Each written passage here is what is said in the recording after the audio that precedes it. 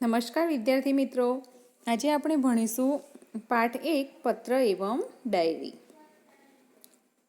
તો આપણે આજે પત્ર એવં ડાયરી પાઠની અંદર પત્રલેખન કેવી રીતે લખાય બરાબર, અને પત્રલેખનના પ્રકાર કે કેટલા પ્રકારના પત્રો આવે છે એના વિશે આજે માહિતી મેળવીશું।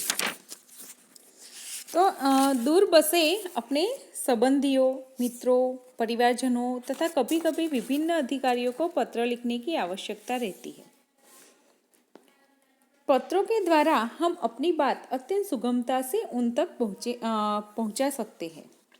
यद्यपि आजकल दूरभाष यानी कि telephone, email, internet, mobile phone आदि द्वारा भी यह कार्य किया जाता है, फिर भी पत्रों का महत्व कम नहीं हुआ है, क्योंकि पत्र के द्वारा विस्तार से अपनी बात व्यक्त की जा सकती है।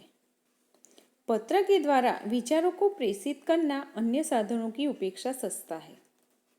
अधिकारियों तक अपनी बात पहुंचाने या शिकायत करने, आवेदन या प्रार्थना आदि के लिए केवल पत्रों का ही सहारा लिया जा सकता है, अन्य साधनों का नहीं। अब पत्र के प्रकार, तो व्यक्तिगत पत्र जिसमें पुत्र पिता को पत्र लिख सकता है, पिता पुत्र को, पुत्र माता को, माता पुत्र को, छोटा भाई बड़े भाई को, बड़ा भाई छोटे भाई को, बड़ा भाई छोटी बहन को, मित्र मित्र को या सखी सखी को पत्र लिख सकती है, शिष्य गुरु को और गुरु शिष्य को। व्यावसायिक पत्र जिसमें पुस्तक विक्रेता को, बैंक मैनेजर को, व्यापारी या दुकानदार को पत्र लिखा जाता है।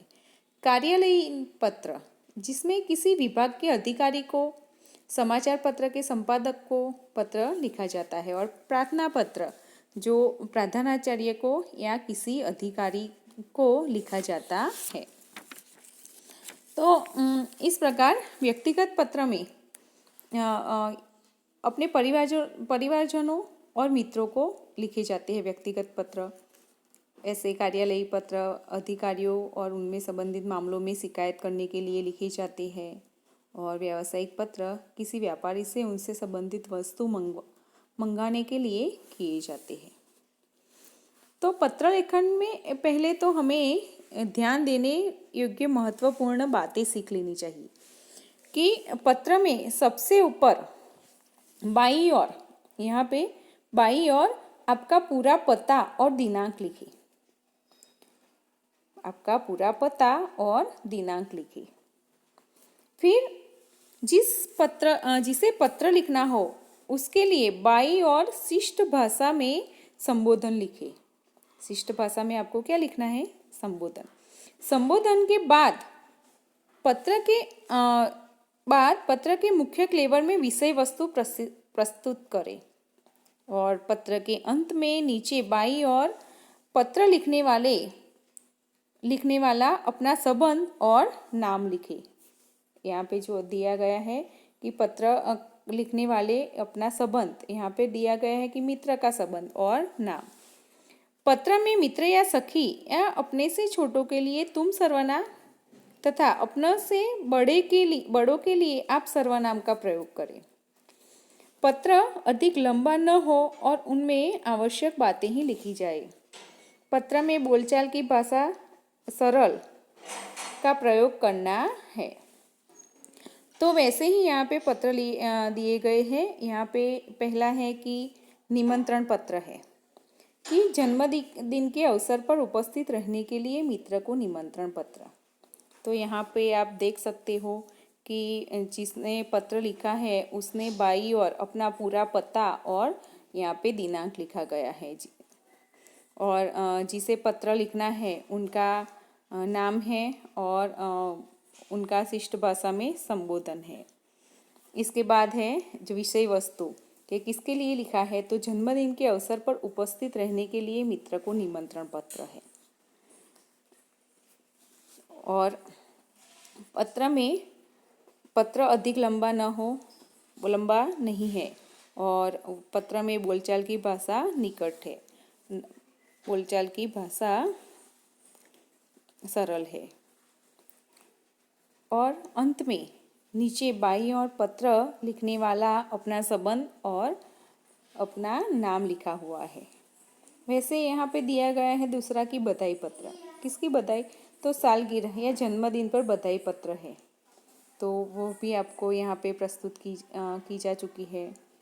फिर आगे है आश्वासन पत्र कि खेल महाकुंभ में असफल या अच्छा प्रदर्शन नहीं करने पर सखी को आश्वासन पत्र दिया गया है। इसमें भी आपको यहाँ पे पूरा पता और दिनांक लिखना है। जिसे पत्र लिखना हो उसके लिए शिष्ट भाषा में संबोधन, और अंत में बाईं ओर पत्र लिखने वाला अपना संबंध और नाम, ये सारी बातें पत्र में होनी चाहिए। फिर आगे है अनुमति पत्र कि प्रवास में जाने की अनुमति के लिए पिता को पत्र। फिर है यहाँ पे प्रार्थना पत्र कि छुट्टी के लिए प्रधान अध्यापक को पत्र। तो यहाँ पे कई सारे पत्र दिए गए हैं। यहाँ पे है कार्यालयी पत्र, व्यावसायिक पत्र। अब है डायरी लेखन। डायरी, तो डायरी शब्द अंग्रेजी भाषा का है। डायरी के लिए हिंदी में दैनंदिनी, दैनिकी आदि शब्दों का प्रयोग किया जाता है। डायरी में निजी जीवन में प्रतिदिन घटित घटनाओं का लेखा जोखा रखा जाता है। डायरी के पढ़ने से किसी व्यक्ति के जीवन में घटित घटनाओं, कार्यों या तथ्यों की जानकारी प्राप्त होती है। डायरी में व्यक्ति घटित घटनाओं के साथ साथ अपने मन में उठी प्रतिक्रियाओं को भी अभिव्यक्ति भी अंकित करता है। प्रतिक्रियाओं की अभिव्यक्ति भी अंकित करता है, इसीलिए उसमें वैयक्तिकता होती है। डायरी प्रतिदिन भी लिखी जाती है, साप्ताहिक लिखी जाती है, पाक्षिक अथवा मासिक भी लिखी जा सकती है। डायरी लेखन की विशेषता है कि डायरी लेखन में कौन कौन से गुण होने आवश्यक है। तो डायरी लेखन में पहले तो कि डायरी लेखन में क्रमबद्धता हो। डायरी में लिखा हुआ विवरण संक्षिप्त, सारगर्भित तथा वास्तविक हो। डायरी लेखन में स्थान, तिथि, घटना या तथ्य का स्पष्ट रूप से उल्लेख होना आवश्यक है। और डायरी लेखन करते समय आलोचना, टीका टिप्पणी, बनावटीपन, काल्पनिकता या चित्रात्मकता, अनावश्यक विस्तार से बचना चाहिए। डायरी लेखन के लाभ, तो डायरी लेखन के अनेक लाभ हैं, जैसे कि इससे जीवन में घटी घटनाओं की जानकारी प्राप्त होती है। डायरी में तथ्यों का उल्लेख रहता है। इसी कारण व्यक्ति दिन भर जो अच्छे बुरे काम करता है उसका उल्लेख भी रहता है। इससे सने बुराइयों से बचा जा सकता है। डायरी ही ऐसा दस्तावेज है जिसे पढ़कर किसी व्यक्ति के जीवन के पिछले अनुभवों तथा घटनाओं की जानकारी और वह भी संबंधित व्यक्ति के शब्दों में प्राप्त की जा सकती है। डायरी लेखन के उदाहरण, तो यहाँ पे डायरी लेखन का उदाहरण दिया गया है। तो जिसमें पहले तो तारीख लिखी गई है कि 7 अगस्त 2010 जामनगर कि आज नए विद्यालय में मेरा पहला दिन था। मन में विभिन्न प्रकार के विचारों की उथल पुथल चल रही थी तथा अनेक अनजानी आशंकाएं अनायास ही मुझे डरा रही थी। 9 बजे पिताजी के साथ मैं अपने नए विद्यालय आदर्श मंदिर में पहुंचा। प्रधानाचार्य कक्ष में जाने पर उन्होंने मुझसे कुछ प्रश्न किए, जिसके उत्तर मैंने दे दिए। मेरे उत्तरों से वे संतुष्ट नजर आए। उन्होंने मुझे प्रवेश के लिए निर्धारित फॉर्म दे दिया। मन को राहत मिली। थोड़ी ही देर में शुल्क आदि जमा करवाने के बाद मैं अपनी नई कक्षा में पहुंच गया। अपने नए दोस्तों, अध्यापक और आचार्य से मिलकर ऐसा नहीं लगा कि मैं नए विद्यालय में आ गया हूँ।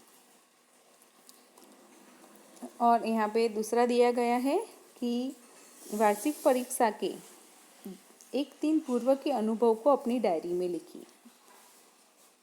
वार्षिक परीक्षा आती है तब एक दिन पहले क्या क्या होता है वो अनुभव डायरी में लिखना है। तो ऐसे लिखा गया है यहाँ पे कि 5 अप्रैल 2012 राजकोट कि कल वार्षिक परीक्षा का पहला दिन है। रात्रि के 1 बज गए हैं परंतु नींद नहीं आ रही। कल विज्ञान और टेक्नोलॉजी विषय की परीक्षा है। अद्यपि सब कुछ दोहरा लिया है तथापि मन में अजीब सा भय है। अचानक पिताजी मेरे कमरे में आए।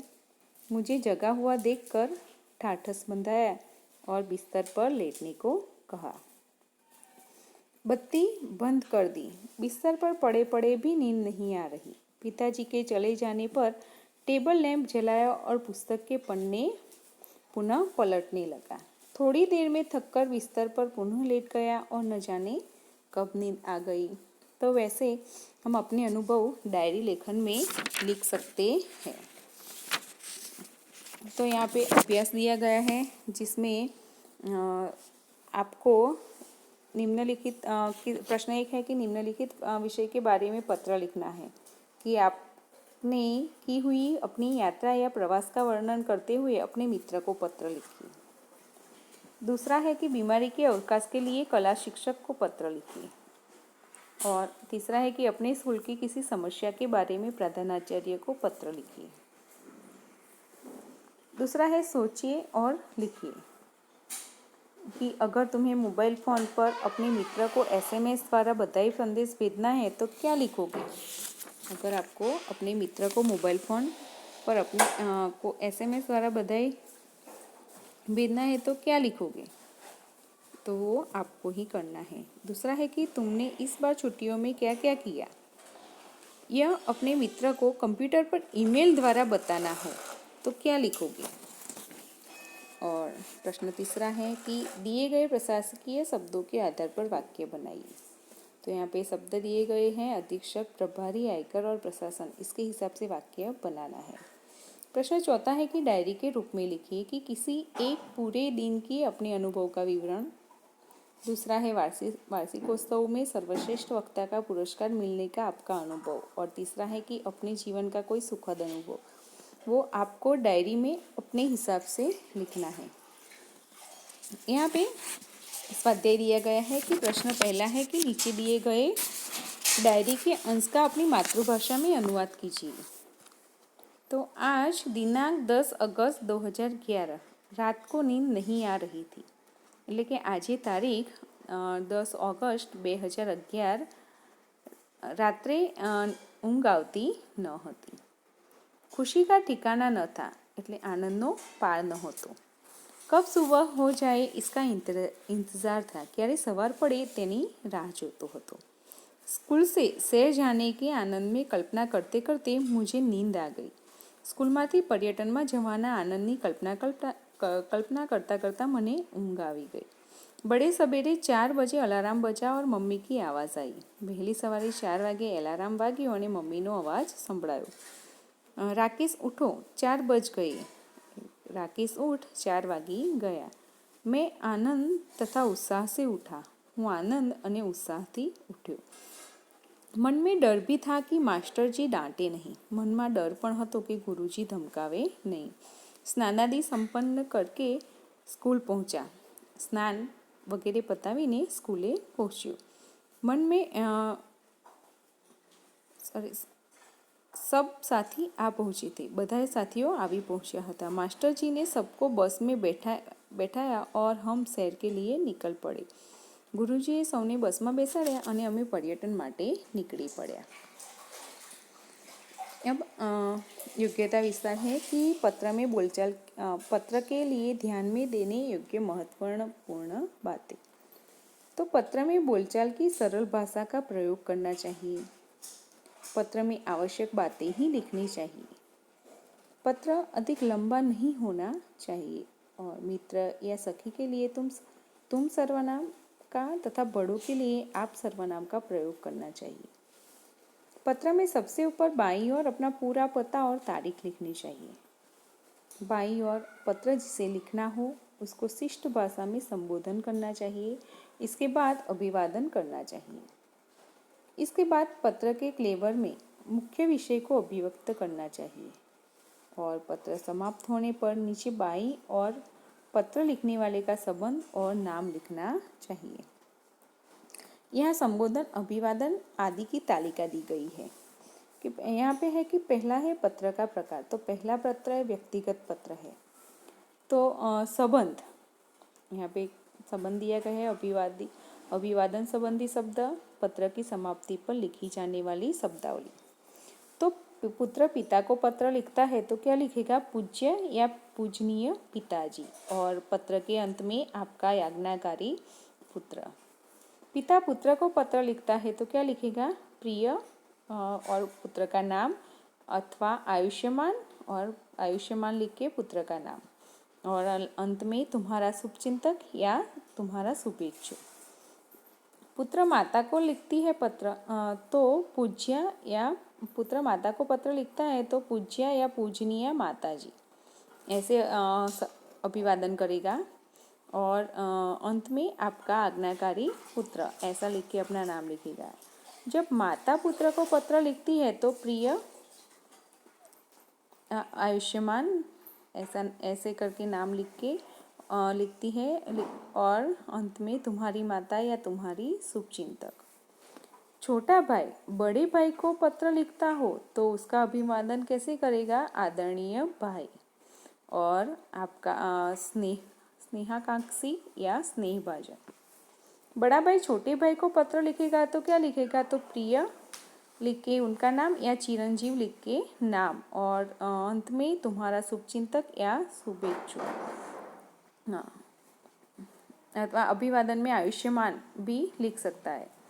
बड़ा भाई छोटी बहन को पत्र लिखता हो तो प्रिय या आयुष्यमती करके नाम, और अंत में तुम्हारा शुभचिंतक या शुभेच्छु।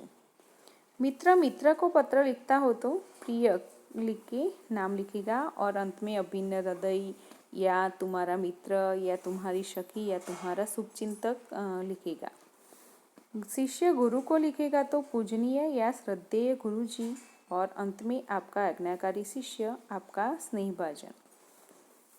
गुरु शिष्य को लिखेगा तो चिरंजीव करके नाम, और तुम्हारा शुभाकांक्षी या शुभचिंतक।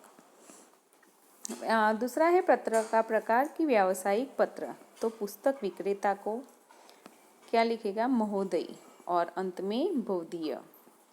बैंक मैनेजर को तो महोदय करके लिखेगा, और अभिवादन कर अंत में भवदीय। व्यापारी या दुकानदार को लिखेगा तो क्या करेगा अभिवादन? तो श्रीमान या प्रबंधक, और अंत में भवदीय। कार्यालयी पत्र, तो किसी विभाग के अधिकारी को पत्र लिखना हो तो क्या लिखेंगे हम? पहले तो मान्यवर या मान्यवर महोदय, और अंत में भवदीय, निवेदक, प्रार्थी या विनीत। समाचार पत्र के संपादक को पत्र लिखना हो तो श्रीमान संपादक महोदय, और अंत में भवदीय, निवेदक। प्रार्थना पत्र है जो प्रधानाचार्य को लिखा जाता है तो उसमें श्रीमान प्रधानाचार्य महोदय, और अंत में विनीत, प्रार्थी, कृपाकांक्षी या आपका आज्ञाकारी शिष्य या आपकी आज्ञाकारिणी शिष्या। और किसी अधिकारी को जो पत्र लिखते हो तो मान्यवर महोदय करके अंत में निवेदक, प्रार्थी, विदित या निवेदिका। अब डायरी के संदर्भ में कुछ बातें हैं। तो डायरी और आत्मकथा दोनों एक दूसरे से भिन्न है, अलग है, क्योंकि आत्मकथा का संबंध जीवन की समूची अनुभूतियों का व्यवस्थित विवरण होता है, जबकि डायरी में दैनिक जीवन में घटने वाली घटनाओं तथा तथ्यों की संक्षिप्त जानकारी प्राप्त होती है। अपने पुस्तकालय से विभिन्न प्रकार के पत्र व डायरी से संबंधित पुस्तकें आपको पढ़नी है। बड़ों से पूछकर पता करें कि हम जो पत्र लिखते हैं वे दूसरों तक कैसे पहुंचते हैं, कौन ले जाता है, हम तक कौन पहुंचाता है, और पत्र कहाँ इकट्ठे होते हैं। तो हम जो पत्र लिखते हैं वे पत्र पेटी में डालते हैं। डाकिया उन्हें डाकघर ले जाता है। डाकघर से उन पत्रों को पते के अनुसार रेल द्वारा वहां से डाकघरों में भेजा जाता है। वहां से फिर वे पत्र स्थानीय पते के अनुसार डाकिया द्वारा हम तक पहुंचाए जाते हैं। आजकल पत्र किस किस माध्यम से एक दूसरे तक जाते हैं? तो आजकल पत्र डाक, कुरियर और ईमेल के माध्यम से एक दूसरे तक पहुंचते हैं। आगे है कि जिस क्षेत्र में आप रहते हैं वहाँ का पिन कोड नंबर क्या है, जो आपको मालूम होगा। तो आपका अपने हिसाब से आप जिस क्षेत्र में रहते हो उनका पिन कोड नंबर आपको लिखना है। आगे है कि आपके घर डाक देने कौन आता है? उनसे मिलकर कोई 5 प्रश्न पूछिए और प्रश्न और उसके उत्तर लिखिए। तो हमारे घर डाक देने डाकिया या कुरियर वाला आता है। तो